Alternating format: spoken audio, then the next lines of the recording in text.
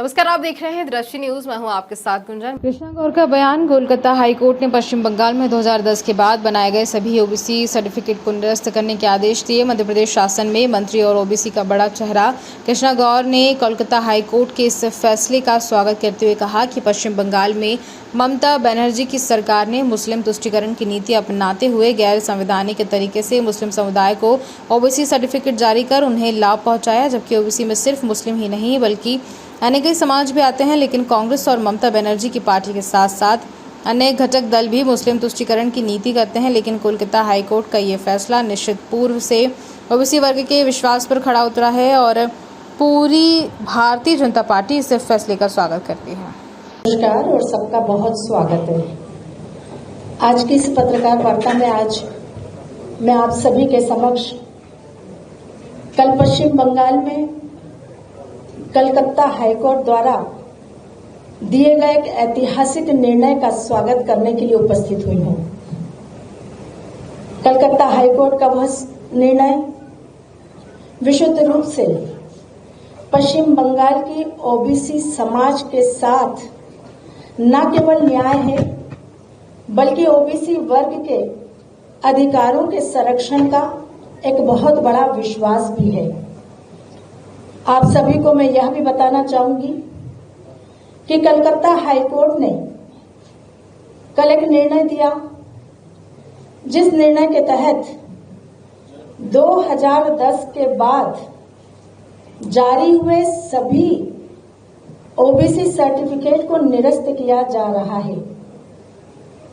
ये सर्टिफिकेट ममता बनर्जी सरकार ने गैर कानूनी रूप से बनाए, असंवैधानिक तरीके से बनाए और पिछड़ा वर्ग आयोग की सलाह माने बगैर बनाए। आप सबको मैं यह भी बताना चाहूंगी कि पश्चिम बंगाल में पिछड़े वर्गों को दिया जाने वाला आरक्षण 2010 के पूर्व मात्र 7% था। 2010 में जब कम्युनिस्टों की सरकार वहां थी, तब कम्युनिस्टों की सरकार ने इस आरक्षण को 17% किया। लेकिन आश्चर्य देखिए, मुस्लिम तुष्टीकरण की राजनीति का एक भयानक उदाहरण कि 7% आरक्षण पहले से ओबीसी का था, 17% आरक्षण अगर किया तो उसमें भी 10% आरक्षण मुसलमानों को दिया। और 2011 में जब ममता बनर्जी की सरकार बनी तो वोट बैंक की राजनीति, मुस्लिम तुष्टीकरण की राजनीति को जैसे पंख लग गए। 2012 में ममता बनर्जी की सरकार ने एक नया कानून पास किया और उस कानून के तहत उन्होंने मुस्लिम जाति उपजाति समूहों को ओबीसी वर्ग में शामिल कराया।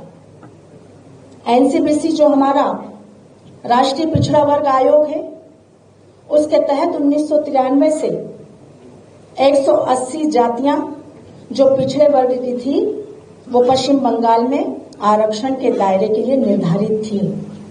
उसके विरुद्ध ममता बनर्जी की सरकार ने 180 जो जातियां उस समय एनसीबीसी ने निर्धारित की थी, गैर कानूनी तरीके से 113 मुस्लिम जातियों को, उपजातियों को, समूहों को ओबीसी का आरक्षण की सूची में शामिल करके ओबीसी का आरक्षण जारी कर दिया।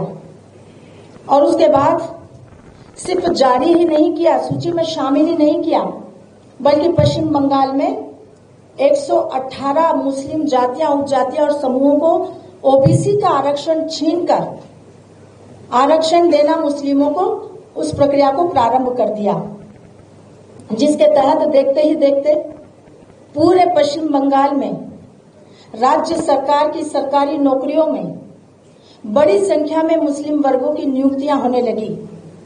पिछड़े वर्गों को दी जाने वाली सुविधाओं का लाभ मुस्लिम वर्ग को दिया जाने लगा, जो सीधा सीधा इस देश की ओबीसी आबादी के हकों पर, अधिकारों पर कुठाराघात था। किस प्रकार से मुस्लिम तुष्टीकरण की राजनीति का, वोट बैंक की राजनीति का वोट जिहाद की राजनीति का यह विभत्स उदाहरण पश्चिम बंगाल में देखने को मिला। पूरे देश ने इसकी भर्त्सना की।